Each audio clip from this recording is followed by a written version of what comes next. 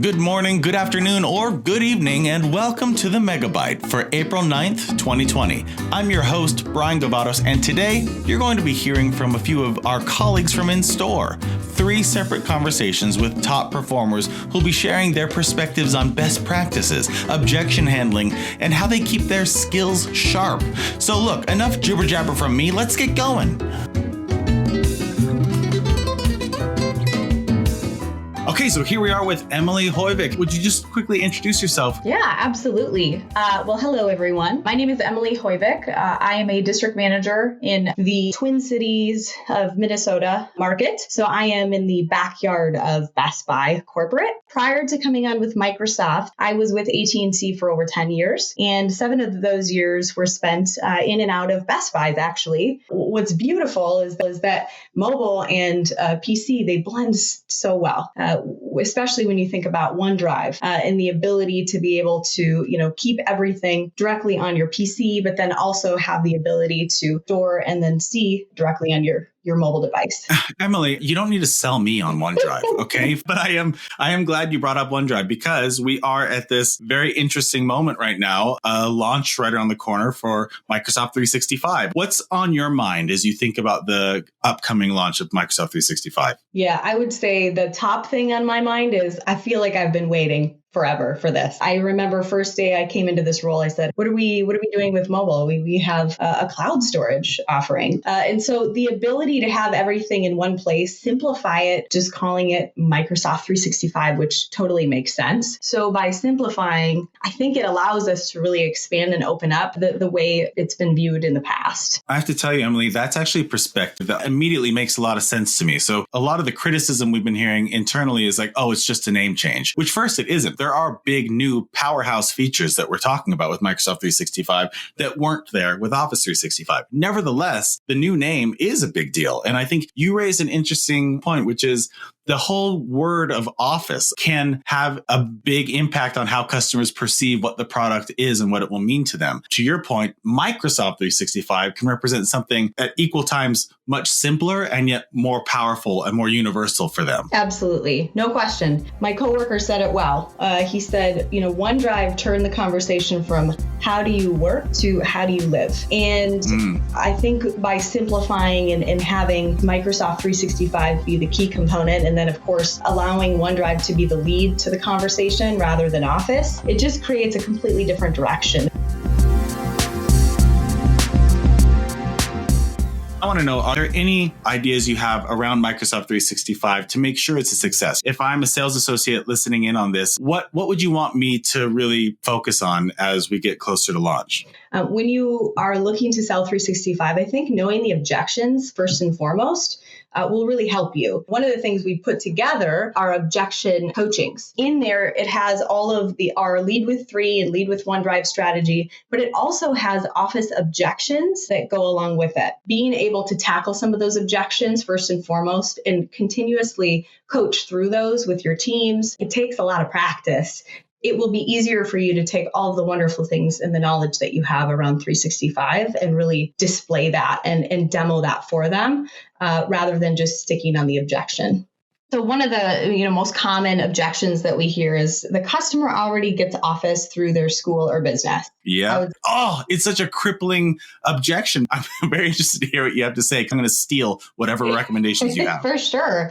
What's really important is that you respond to them with that is fantastic, or that's awesome. That's good news. What a great value for you to be able to have that offer through school or business. Gosh, it must make things much easier for you. And when they start to expound on that, they're either going to go 2 ways. Okay. It's not that great. Like, I guess I don't really know how to use it very well. Okay. Or they'll go another direction where they're like, yeah, it's great. Here's some of the features that I'm using and I really enjoy it. Typically, an associate will get stuck is that they go, okay, well, they love it and it's great and it's wonderful.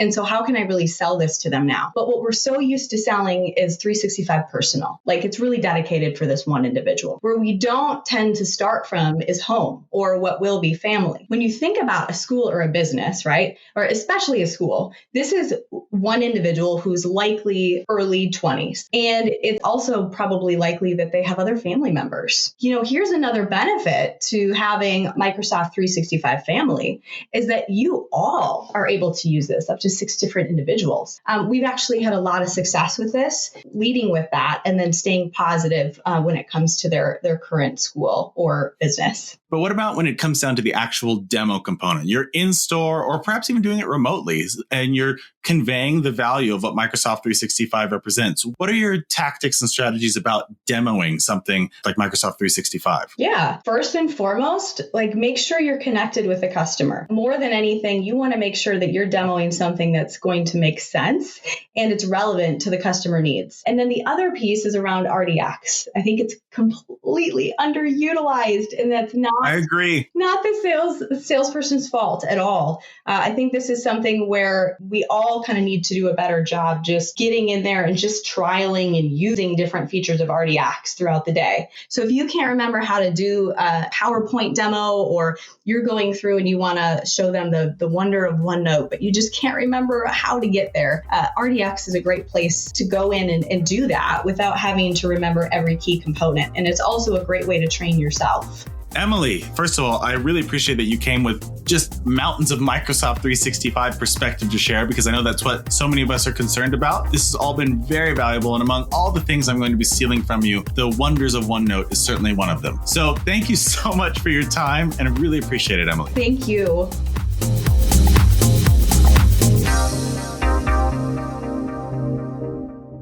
So here we are with Quinton Mckinnon. Now, Quinton, you are a market manager. So can you just explain to us real quick what that is? What's your job? What's your role? Okay. All right. Pause for a minute. I can hear you all laughing because, Brian didn't get his microphone settings correctly. Listen to his echoing. Yeah, you're right. I screwed it up. Okay. But there's nothing I can do about it now because I'm not that good of an editor either. So I'm working my best here. Okay. Quit laughing. I'm trying my hardest. Back to the interview. So I am a market manager for all of Utah. I go into retail stores to train employees and make sure everything that's in the Microsoft section is represented the way Microsoft wants it. So the job before this was Best Buy. I was working there for a few years and actually watched a Sony rep for the Sony cameras come in. And he was super passionate. He had all this product knowledge. He was happy to train. He was happy to do anything to make the store successful. And then I saw another rep for another company. Mm-hmm. And he would come in and he'd take a photo and he'd walk out the door. And I'd ask him questions and he goes, huh? And I'm like, okay. Those are two totally different universes, aren't they? They were, and they were both in the camera section. And I was baffled as to how someone kept their job doing that. And so I made a giant effort to start looking into hey, can I do this for Xbox? Can I do this for Microsoft? I think we have all experienced what you just described. And I know there's a unique frustration when you see a rep that may even be representing a quality brand, a quality product or whatever. And you just see that the passion, the enthusiasm, and maybe even just the general interest isn't even there. And that's so hair-pullingly frustrating for those of us who are passionate about what we represent. Let me ask you what might be a bit of a difficult question. If, say, someone is not super techie, I know you are, which is great. I'm sure that helps you in a lot of ways in this role. But if someone is not staying up with technology every day or the biggest changes that's happening in the industries all the time, can someone still be good and bring that passion to this role if they're not as technologically informed as, say, you are? Oh, 100%. I mean, honestly, it's almost better because I see situations with computers, especially, that you get these people that are super passionate to the point where they start spouting off specs, where I see it's almost better to not have that level, because you don't need that level. What you need is a passion for the actual product. You don't have to have that in-depth knowledge to where you're joining betas and you're joining all these little things and all these little nuances. Just have you used it yourself? Are you able to tell a real world story and not just oh yeah, I can launch Office on my computer and I will be able to write papers on it. That's a very sterile story to tell.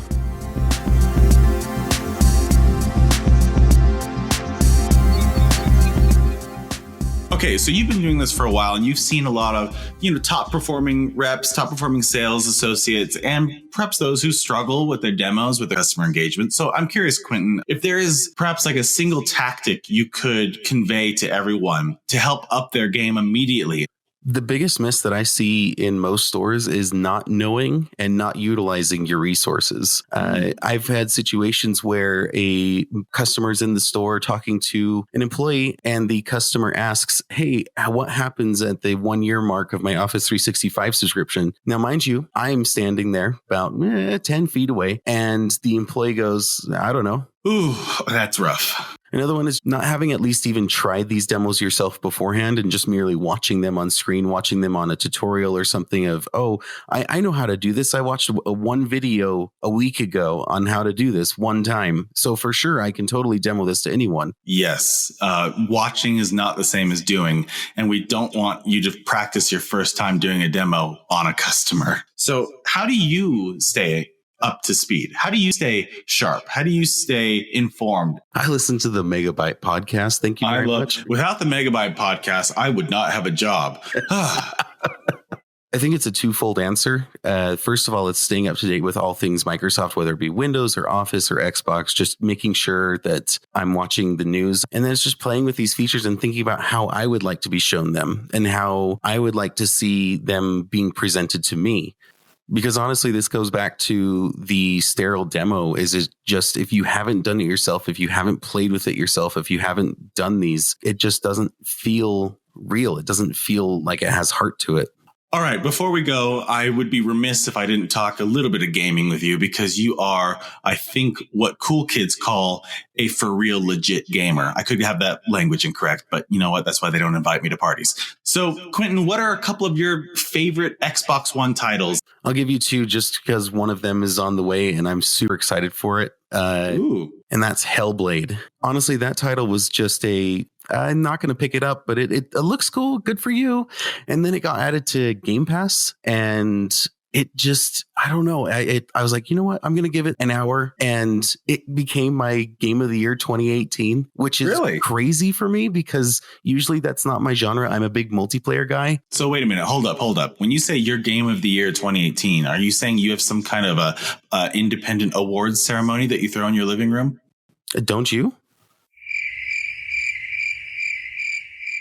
Okay, so that was your game of the year 2018. What other ones are you excited about?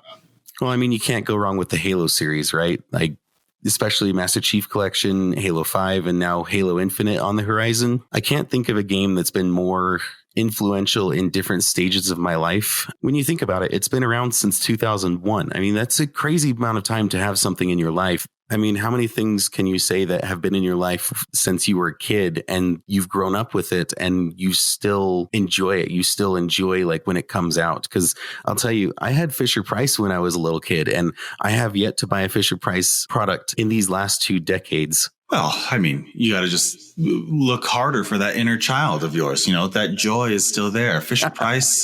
But you're absolutely right. For something to still stay relevant with you as you become an adult and you're still passionate about it like you would have been, 12, 15 years ago, that says a lot about, the staying power and the so-called stickiness of a franchise like that to stick with you for so long. So that's awesome. That's the kind of passion that I knew you would be great to talk with about. So thanks so much for bringing that here. And thanks for these top tips for anyone out there representing Microsoft. Quinton, this has been a blast. Now go buy some kind of preschool toy and just, find the love again, man. All right, I will.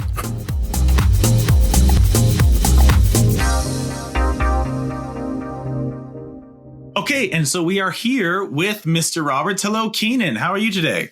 Hey, Brian. How are you doing? I'm good. Thanks for asking. Not too shabby. Thanks so much for giving us your time today. Would you mind just giving us a quick introduction? Who are you? What's your role? And how long have you been working and representing Microsoft? Yeah, sure. My name is Keenan Roberts. I've been representing Microsoft for just over a year and a half now. Prior to that, I was with T-Mobile and different dealer companies. You are always called out as someone who has these great insights and perspectives about what can make a successful customer engagement and a successful in-store relationship. So I'd love to hear a little bit about, are there any specific features or components to Microsoft 365 that you're excited to showcase to customers? Yes, most certainly. I would definitely have to call out Microsoft Teams. It's just one of my favorite tools that I use each and every day with my organization. And again, it brings out the collaborative tool and being able to connect with your friends via chat, conference calls, presenting. It really expands what you can do when it comes to everyday work or creativity.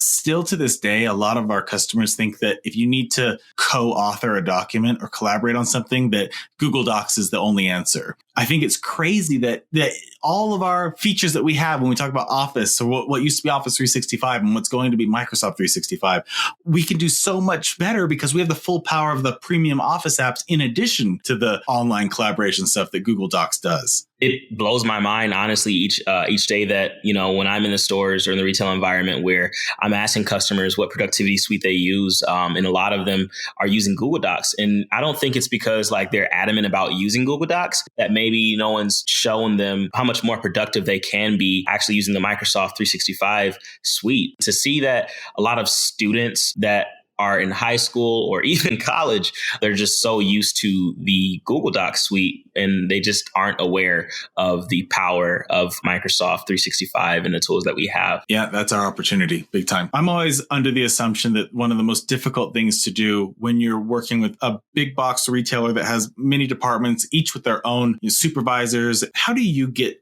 buy-in? How do you get buy-in from different associates you interact with and different levels of leadership and stuff within the store? Is there a Keenan way that you like to build relationships in the store? Honestly, every time I'm in my stores, being introduced to new leadership teams in different stores, because I've covered stores in Minnesota and transferring down to Dallas, working with new partners, getting additional stores added to my roster. I've had to honestly take a specific approach in order to build those relationships and gain buy-in. And it's simply understanding what's important to both of us and how can we have a common goal and develop common ground. And so I really love to lay out three things. And it's why is what we have important for customer? How can it benefit the store? And how can it benefit everyone involved? So when I say everyone involved, I mean the leadership teams down to the store associate level. And when I say it, I mean the value prop. So if we're talking about selling Microsoft 365, why is that important for the leadership team? And talking about profit, because everyone in the store will bonus off of profit. Yeah. So talking about how that residual income will come into the store each year from renewal rates. And then down in the blue shirt, talking about the IST value for hitting their revenue targets. There's always a why for them. And then for the customer, it's simple. We're empowering them to achieve more with Microsoft products. Everybody wins. And it's a simple conversation to have. That's my specific approach when I'm in the store and when I'm developing my relationships. It's not about what I want from you or what you want from me. It's about what's important for the customer and how can we all benefit from that. So that common goal mentality is, I think, its own shift in perspective. And that's a really important note that you call out there. Like, it almost sounds so predictable to say, but what you're doing is making it real. You're going into the store and saying, this is what I know will help you succeed. And this is what I know will make you excited, to make you and your department and your leadership and your store healthier. There. Now, do you want to trust me? Right.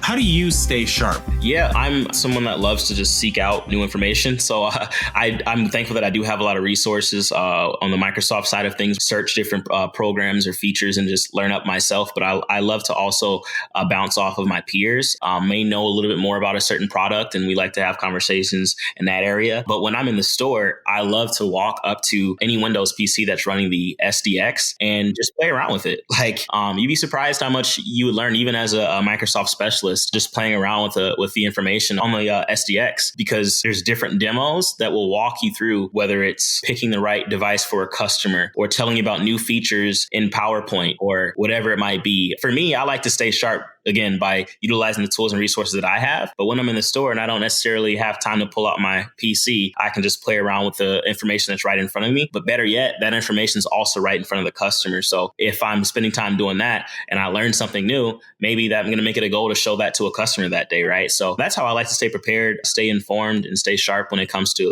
the new features and updates within Microsoft 365 or Windows 10 or even our Surface line. And just to be clear, when you say SDX, you probably mean both SDX and RDX, right? Depending on the device. SDX and RDX, correct. All right, Mr. Roberts, this has been a fantastic session here. I love all the insights you're sharing. I really do appreciate it. And something tells me that you might be a bit of a gamer. So I got to ask, are you gaming right now? And if so, what are you playing? Yeah, sure. Honestly, I grew up playing PlayStation. Sorry that we ran out of time. That's all the time we have today, Keenan. Keep going. Yeah.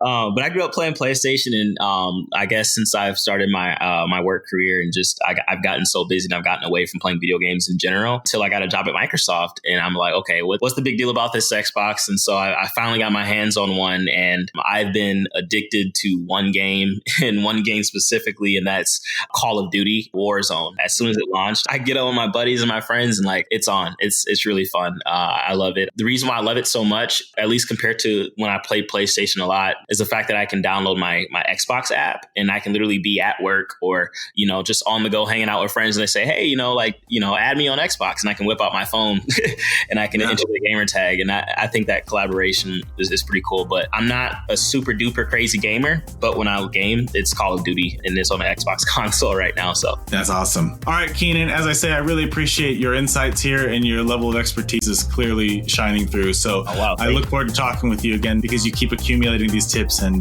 we got to share them. It's our duty to share them. It's our call of duty to share these tips. Thanks so much, Keenan. Yeah. Talk to you soon. All right. Bye-bye.